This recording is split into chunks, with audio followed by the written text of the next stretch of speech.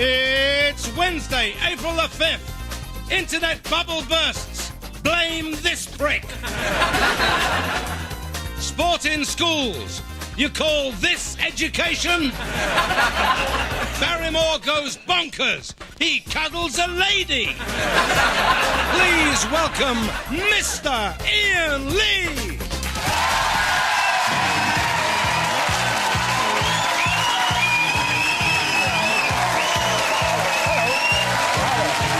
I love it. Hello and welcome to the 11 o'clock show. Oi, you slag! Don't worry, I'm not being rude. By slag, I mean you're a villain. That's because Charlie Cray is dead. He did have a good innings. Well, he liked hitting people over the head with a cricket bat. Doesn't matter. Charlie's been given a traditional East End send-off. He's going to get run over by Frank Butcher, put on 3 stone and launch a shit-singing career. You always knew where you were with the Crays. Generally, you were in hospital. But the mafia do really nasty things to their enemies. Who wants to wake up and get the head of a horse? Except, of course, for Prince Charles. But this is true. I actually used to be a little bit of a villain myself. Once did a post office job. Well, it was mainly work experience. But halfway through it, I accidentally unloaded both barrels into the postmistress. That woman could really empty sacks. Villains... On a serious note, if you're watching and you are offended by what I've just said, then just send the threading mail to me. My name is Ricky Gervais, I live in London. But enough gangland gobbledygook, ladies and gentlemen, please welcome the girl who drove a dagger through my heart, Miss Daisy Donovan.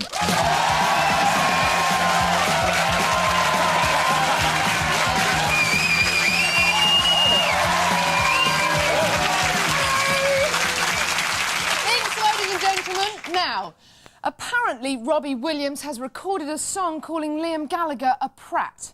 Now, that's a bit like Stephen Hawking calling Christopher Reeve a cripple. Why don't Robbie and Liam... Oh, hold on a second. Why don't Robbie and Liam just get gloved up and get on with it? Or, Hawking and Reeve come to that, fights are always much more exciting when one of them has to stop and type ow every 2 minutes. Don't think you can really say that. Just tell us what's on tonight's show. OK. Super socialite Tamara Beckwith will be here, on her way to a party, of course. I'll be finding out how women's laughter can affect men. And Peter Piper has a frank exchange with Peter O'Toole and Spike Milligan. Fuck off. That's fair enough. But now it's time for the headlines. Tonight's top stories. Figures out today show that hospital incompetence has cost the NHS £3 billion. A specialist said this will tear the heart out of the health service. Or is it the liver? What's that big red thing in the chest again? A man who has supposedly been stalking Agneta from ABBA has turned out to be a fake. He is, in fact, an Australian tribute stalker. The average age of first-time heroin users has dropped to 15. One parent said, when I asked to see the kids' school marks these days, they just roll up their sleeves. A man is being questioned about the theft of a wartime decoding machine from Bletchley Park. When asked if he had the Enigma machine, the man said, maybe. In an attempt to boost ratings of The Bill, ITV have introduced a new officer with strong views on law and order.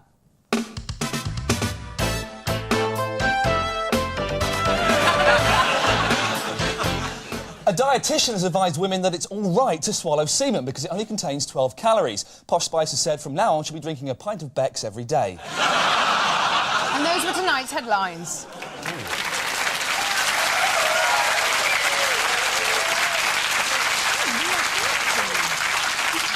The government announced today they're going to help nurses, teachers and first-time buyers get a foot on the bottom rung of the property ladder. Ricky Gervais has this report.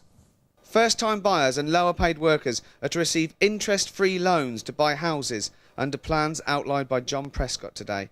The Deputy Prime Minister is particularly targeting teachers and nurses as the main beneficiaries. Nurses have responded by saying that increased salaries would be more appreciated than cheap housing. Yeah, I bet it would. That way they'd have more cash to blow on fags and gin, wouldn't they? And they could carry on shacking up with a different student doctor every night. They wouldn't need a place of their own. That's if they weren't complete mooses. Jo Brand, she was a nurse, true, a psychiatric nurse. That wouldn't be frightening, would it? So, you're mental, are you? Oh, no, I'm better. I was lying about the aliens in my nan's cock. There's a nurse at the mental home in Reading, yeah? Makes Jo Brand look like a supermodel. Seriously. Face like a burglar's tool bag.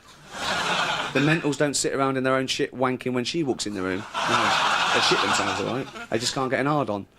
Big, ugly kipper licker. The other nurses call her the polar bear. Not because she's, like, dressed in white and weighs half a ton. No, it's because she likes to get her face covered in hair and fish.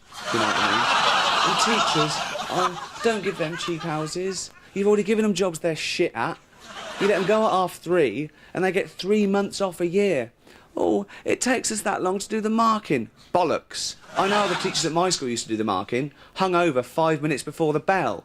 And they just get an exercise book and they wouldn't read it, they just look at the name and go, right, Don Wilmot, useless tosser from Whitley, D. That stood for div, right? And they go, oh, Damien Lensbury, that nice posh boy from Caversham Heights, A. And that stood for A Swatty Puff. Yeah? I used to get C.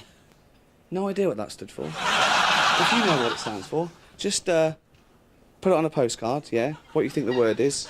Send it to Channel 4, London, SW1. It'll go straight to the ponce in charge of Right to Reply. This is Ricky Gervais, the 11 o'clock show, Reading. Ever so slightly controversial. This afternoon, the government announced its new plans for sport in schools. They're hoping to make today's school children shun drinking drugs so they can become the lager-swilling, steroid-popping sports stars of tomorrow. But if our kids are to become world beaters, they need to concentrate on sports they excel in. So here's our suggestions for the new sports curriculum. Forget archery and try flobbing, where athletes compete to gob in a pram from the balcony of a multi-storey car park. Swap cross-country running for cross-town joyriding, and if pupils forget their shell suits, make them hotwire a Mondeo in their pants. The old-fashioned egg and spoon race is a bore compared to the brand-new skag and spoon race. Kids get fit simply by chasing the dragon. And finally, escalator dog kicking, in which boys attempt to kick a live dog down an up escalator within a strict time limit. Apart from improving their foot coordination, this game teaches pupils that life is cruel and pointless. Above all, sport should be fun, so inject a little frivolity whenever you can. The standard football pitch markings are dull, so replace them with traditional schoolboy doodles. And that was our suggested sports curriculum for the 21st century. Analysis. Good at it. Can you stop drinking? Because... Nice water. No. They say laughter is the best medicine, but try raising a smile when your colon falls off. And, as I know, you can't, which isn't necessarily a bad thing.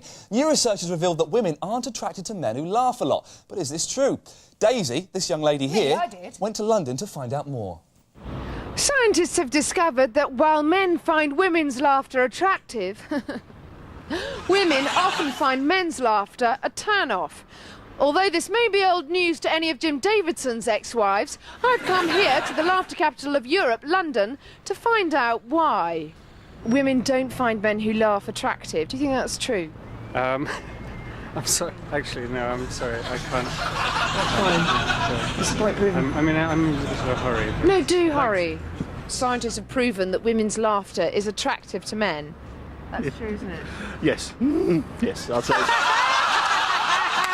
You got a face like a meat pie! Can I do a simple test on you? Yes. You've basically got not to laugh, and then I find you attractive. Right. Good payoff, right? Yes, okay. Absolutely. So, I'll just show you this picture. Right. Fool! No laughter there. I'll give you a scenario. So the woman... You're with your lady friend. You're laughing together. Together, yes. Maybe it's time to get to know each other a little bit better, yeah. Right, yeah. Going upstairs, bit of undressing and laughing. And then she laughs a lot. You hung like a Chinese mouse. You got it, yes. Yeah, You hung like a Chinese mouse. right. Yeah. Nerds are funny, aren't they? That's facts. Yeah? So, sorry, you've got something on your jumper. You go, please. Pretty boring. Nothing's funny. No. You and me? Where are we going? To a motel. Can't we find somewhere more exciting? Where are you off The south of France. to? I'm gone, bye. So there we have it. To be attractive, today's men have to remain serious. And today's women, we've got the last laugh. This has been Daisy Donovan for the 11 o'clock show in London.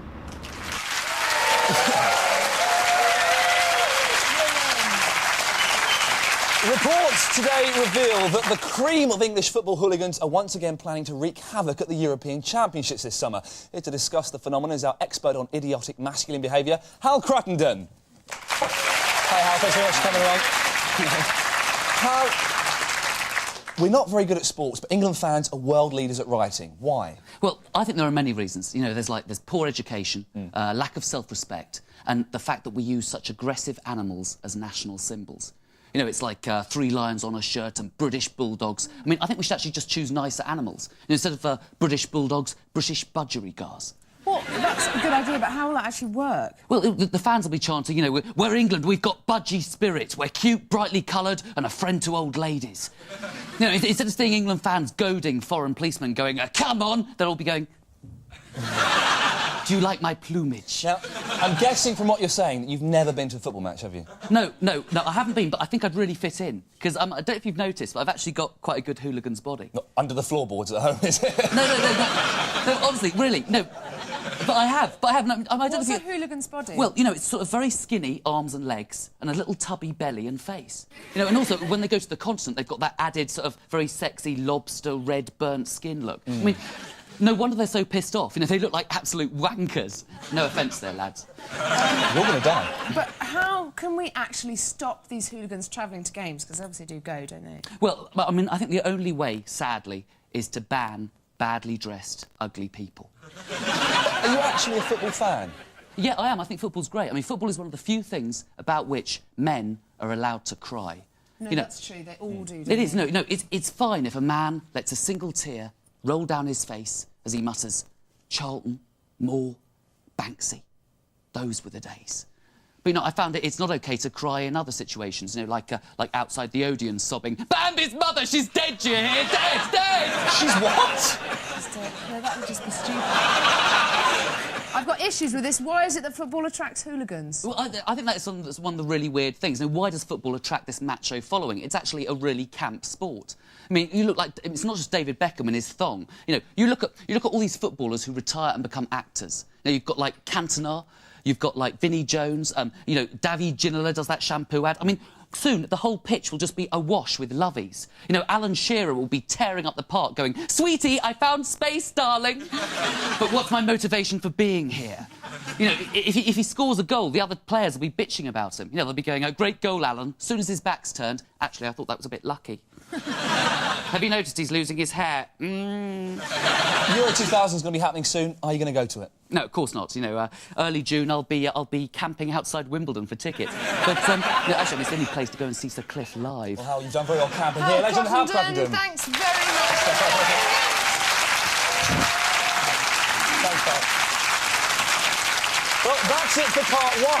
Coming up in part 2, Peter Piper getting on famously with Peter O'Toole and Spike Milligan. Rich Kid, Tamara Beckwith mixing it with the commoners. That's you and me, Iain. No, actually, that's just you. And right after the break, we've got actual footage of a very blue lady begging people to put a mark in her box. You'd be daft to miss it.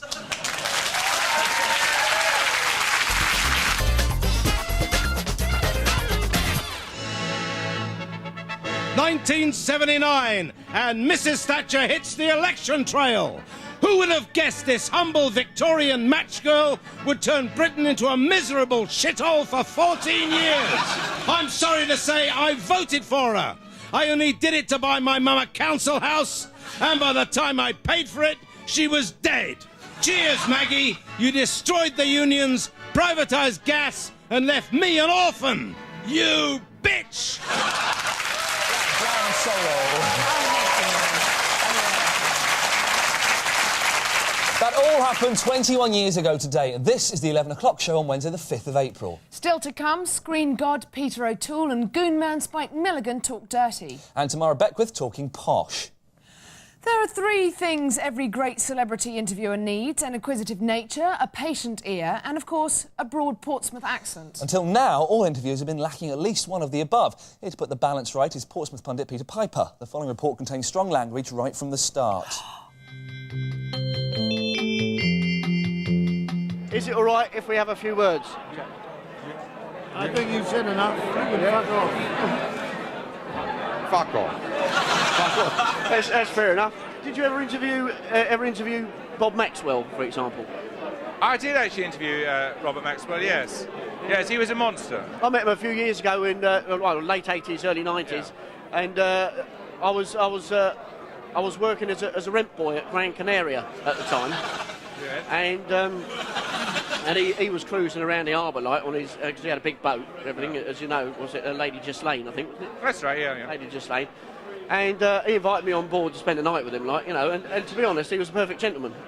He was very nice. He was a love. I thought you were interviewing me rather than telling me a rather dubious anecdote. You go ahead. Would you like to elaborate on that, Spike? What are you fucking saying? I don't know. I can hardly hear myself talk, really. But I was just liking. You said fuck off earlier. I was just wondering if you'd like to elaborate on that at all.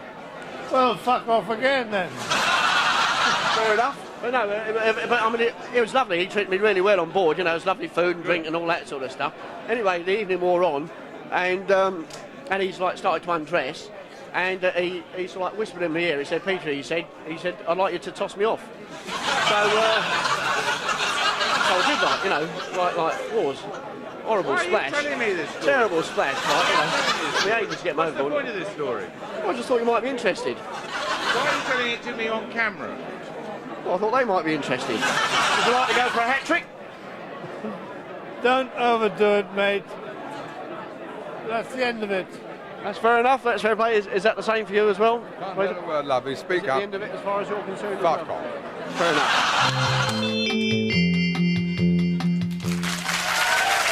I can do that. Great, sorry. Tell us about tonight's guest. Will do, Iain. She was born with a silver spoon in her mouth, but quickly learned how not to gag on it. She used to party so hard she ended up in court, but now she prefers to work hard in her various careers in broadcasting, fashion journalism, movie acting, and, of course, partying. Ladies and gentlemen, it's Tamara Beckwith.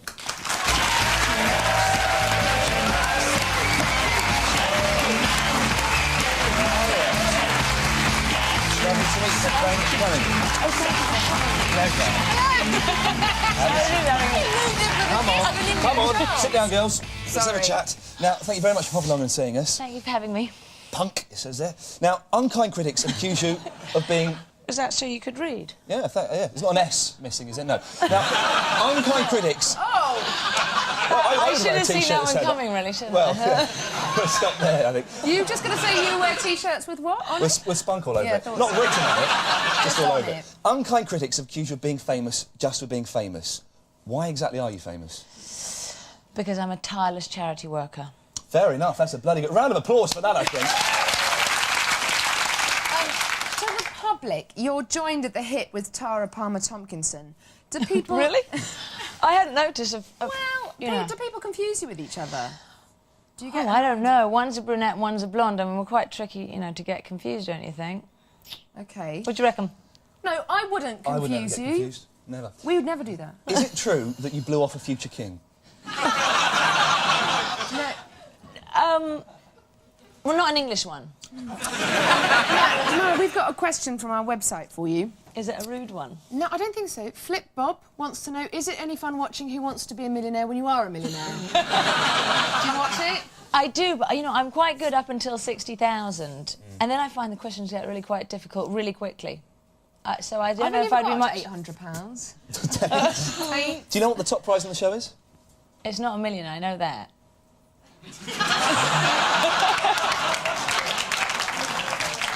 Well, it is.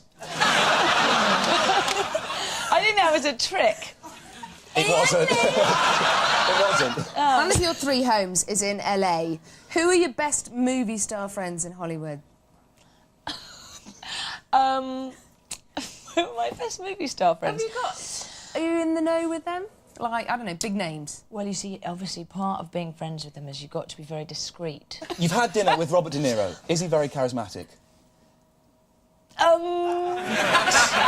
was Jack Nicholson a disappointment too? Because you've met him, haven't you? It's just like who's who for dinner. He was actually, no, he's really good fun. And he does this kind of thing where he pretends that he's like this little helpless boy, so he kind of laughs and flicks his hair so it sort of sticks up and you kind of then want to pat it down, which obviously, you know, you can tell it's a little contrived, and then he laughs and flicks his tie over, and it's quite amusing. But once you've seen it, once you've seen it a few times, you realise it's quite in the repertoire. Does he get to the point where he just flicks his cock over and he goes and pats it down? I wouldn't know, Iain. Well, in that case, we'll be tomorrow, Beckwith. Thank you very much.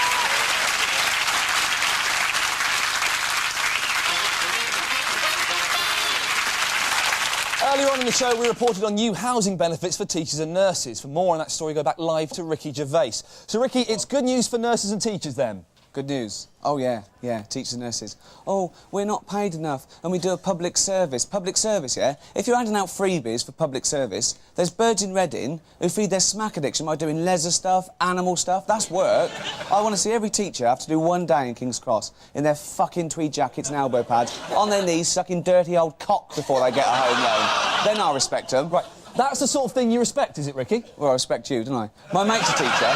No, my mate's a teacher, and he acts like one all the time. He goes home to his wife and he goes, get your elbows off the table, don't lean back on that chair, even in the bedroom. He'll go, are you chewing? She'll go, He'll go, spit it out, boy, Mary. Right, that's Gervais. I've got no idea why that man is on the telly. To make you look good, you useless lanky twat. Whoa, calm down. Keep going.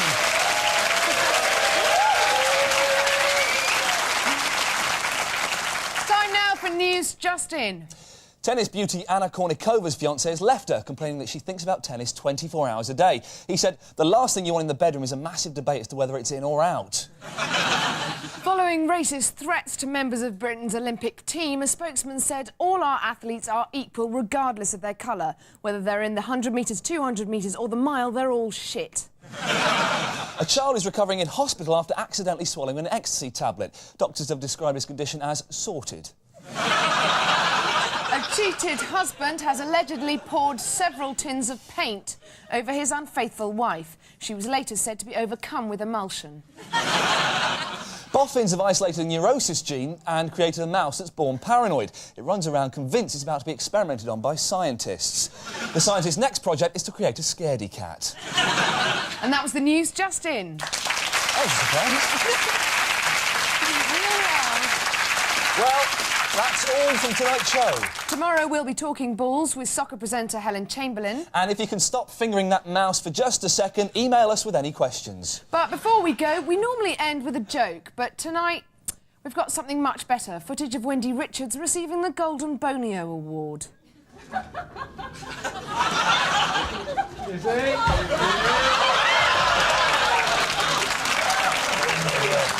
Finally, many of you from all around the country have been sending us your special thoughts on video. Here's Ref from Liverpool. Good night.